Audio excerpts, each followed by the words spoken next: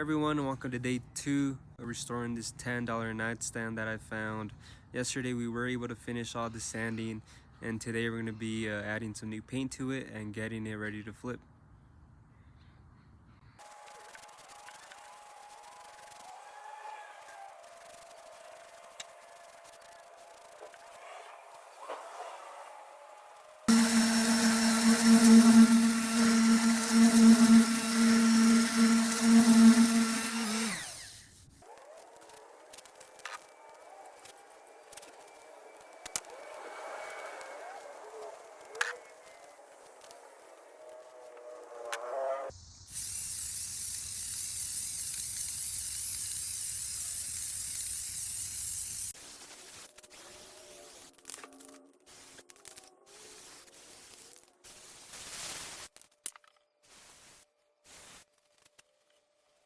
Hey y'all, it's on to day 2 here.